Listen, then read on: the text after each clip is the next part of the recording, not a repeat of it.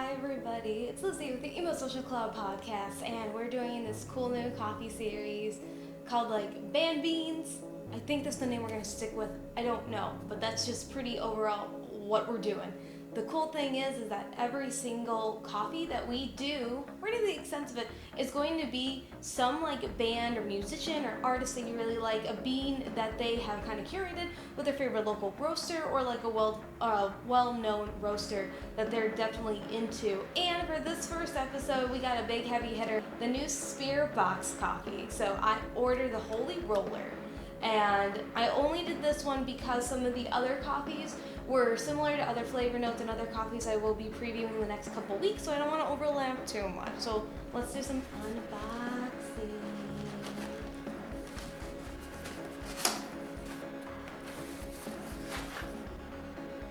Let's get her out of here. So good. Somebody who's spent most of my life in a fucking coffee shop, it's really good to get back to that smell. So this one's Holy Roaster. It's a Peru blend.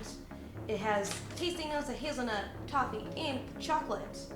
And the process is washed, meaning that they took the coffee beans and then they washed them over instead of letting them out to dry when they were first getting them prepped in the process. You'll get a lot more flavorful notes that kind of dance on the tip of your tongue and in the middle of your tongue rather than the back, and leaving it a little bit more dry or having like an aftertaste that kind of hits you after the fact, a little bit harder than per usual. This is from Golden Lantern Coffees in Orange County, California. To start, what you're going to want to do is dress like your barista. No, you don't have to do that at all, but I will tell you I've worn this many times when I worked at certain coffee shops. We're gonna start out with our little French press boy here.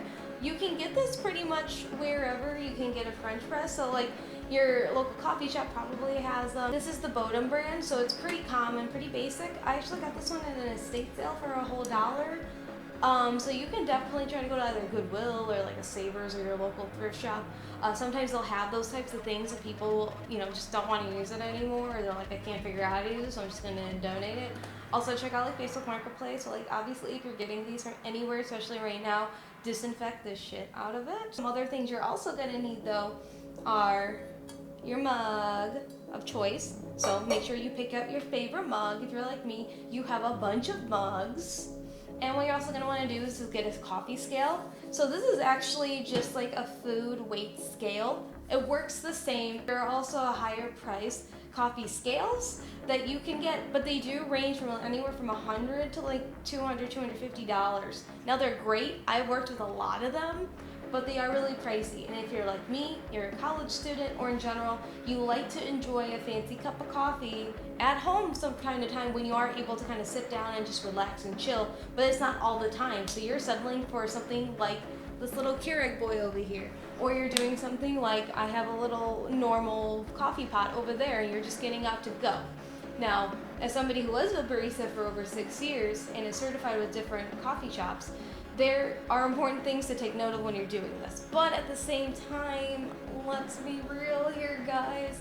It's expensive. If you're just trying to do it on a budget and you're trying to get good coffee without spending, $7 to $10 every single day when you're going out, or if you're like me and the only way you know how to cope with things is to go buy expensive cups of coffee at your favorite local coffee shop to calm down the pain. Even though it doesn't really calm it down, it makes you more anxious, but it tastes good while you're doing it. You're also going to want a kettle. So if you don't have a kettle, this was around $30. It was on Amazon, and it also comes with a little thermometer at the top. The thermometer really helps because you don't want to burn your water. If you burn your water, your coffee is going to get burnt. It's not going to taste the same. Or also at the same time, if it's not hot enough, it's just going to taste kind of like just weird bath water that you swim in, and then you would just imagine what it tastes like. Not good. So you want to make sure that it's at the correct temperature. I got this little boy. It's Soul Hand. It's on Amazon. I guess for about like $30. So, and it works super well. Or what the kettle I was using before I upgraded to this bad boy is I was just using one that I got at World Market, and it worked completely fine. It was cool. It just didn't have a thermometer on it. So you just kind of have to guess and check. Well, that's brewing. We're gonna open up the beans.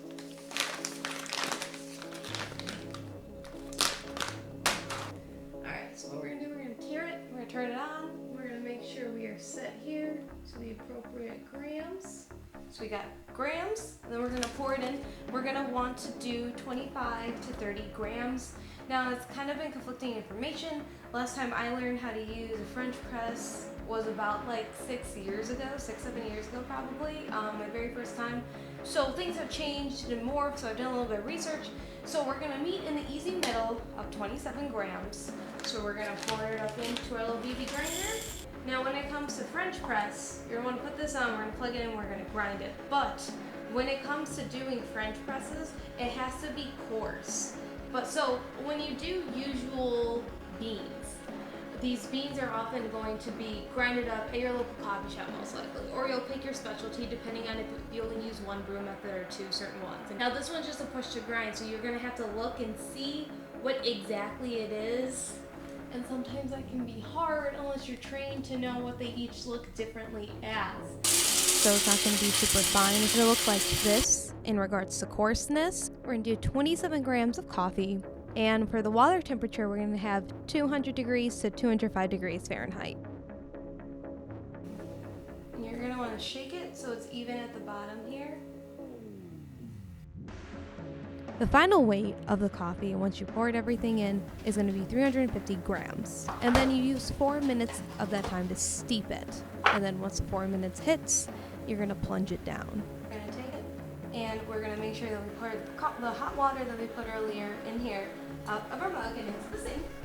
Yeah, I almost put the coffee with the water. That's fine. So what we're going to do is now we're going to take this, way down to 315, we're going to pour it on in.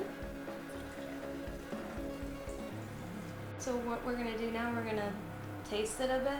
What you also want to do is make sure that it's kind of agitated, it's mixed up a little bit too. You can use like a little baby spoon to stir it. A lot of people use wood spoons in the barista industry to stir it up so it doesn't have any like different metal tastes or like plastic get transferred because it is hot coffee. I don't got that, so we're just going to use this for now. If you want to spend like 15 bucks on a wooden spoon, chill. If you don't, do whatever you need to do. So we're going to... all the coffee comes together, all the flavors are spread out. It's kind of like when you're making like food and you heat it up in the microwave and then you touch it and you're like, why isn't this hot? But the bottom of it is hot, but you gotta mix it around and get it all kind of the heat transfer and everything. That's exactly why you do it, but for the flavor. So for coffee tasting now, what we're gonna do is sniff it. I get a lot of really big notes of kind of like more of a floral fruity taste. I can definitely get some of the chocolate in there too. So what we're gonna do, we're gonna slowly sip it. It is hot, be careful, don't burn yourself. So let's go.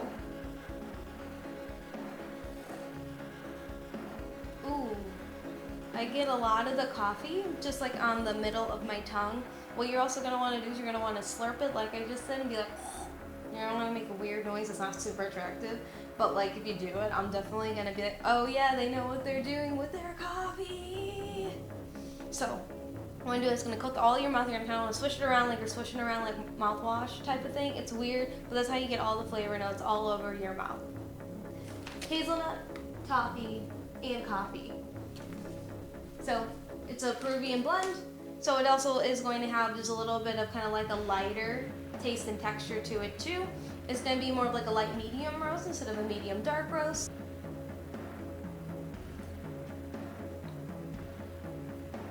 Super bright. You're also going to get some of the hazelnut that kind of picks up a little bit and like a very lingering aftertaste. It's not super bitey, but it's there in the back of your mouth and the back of your tongue.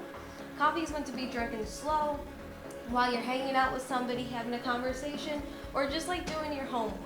I'm notorious for taking at least 4 to 5 hours to drink my 1 12-ounce cup of coffee. It's because I want to enjoy it and I'm sipping it slowly as I go. Again, coffee gives you more caffeine than espresso. Thanks so much for stopping by, guys. We just tried the Spiritbox Holy Roaster coffee blend. Big favorite of the podcast. We're always playing a lot of their music on our DJ Emo Night Happy Hour streams every Friday night at 6 p.m. Central Standard Time, Chicago time, over on Twitch at emosocialclub.tv. Make sure that you like and follow us here on Facebook. Leave a comment. We're still working on this. I'm not a video person, more of an audio person. I'm better at doing that type of storytelling than this storytelling. So we're gonna see how it goes. You can get this coffee at the Golden Lantern Coffee. You can just go online, order it. They got 2 other blends too. I haven't tried it again. It's gonna be a lot similar for those tastiness to some other coffees I'm trying out, but definitely give it a try. Let us know how you like it too. Go on Twitter at @EmoSocialClubX. Let us know. This will also be up on our TikTok under the same handle. But on Instagram, we are at Emo Social Club. Let us know how you like it. Thank you so much, guys. This has been Lizzie for the Emo Social Club podcast. Also, for all you plant people out there, you can use your leftover coffee grounds from any time you do any type of pour over, or even from like your just traditional coffee that you use a pot. You can take these grounds and you can use them as fertilizer for your little baby plants.